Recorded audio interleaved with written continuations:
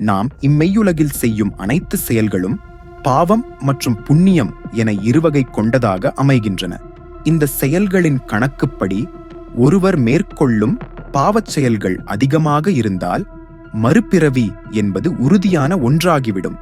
ஆனால் அந்த பாவங்களை துடைத்துவிடும், நீக்கிவிடும் வழிகளும் சாஸ்திரங்களால் கூறப்பட்டுள்ளன.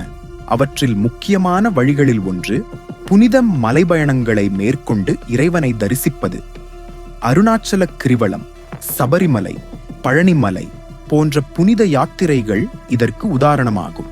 இத்தகைய யாத்திரைகள் என்பது உடலை வருத்தி மனதையும் சுத்திகரித்து இறைவனின் கருணையை பெற்றுக்கொள்ளும் முயற்சியாகும். இதனுடன் சேர்ந்து விரதம் இருத்தல், காவடி சுமத்தல் போன்ற நெடுங்கால பழக்க வழக்கங்களும் பாவம் கழிக்க உதவும் புனித வழிகளாக அமைந்துள்ளன. இவை அனைத்தும் உடலை ஒரு குறிப்பிட்ட அளவில் கடினமாக வைத்து ஆத்மாவை தூய்மைப்படுத்தும் நோக்கத்துடன் மேற்கொள்ளப்படுகின்றன. இவ்வாறு உடலை வருத்தி பாவங்களை நீக்க விரும்பாதோர், அதாவது இப்படியான கடினமான சாதனைகளை மீற முடியாதவர்கள் தானம் தர்ம முறைகளில் ஈடுபடலாம்.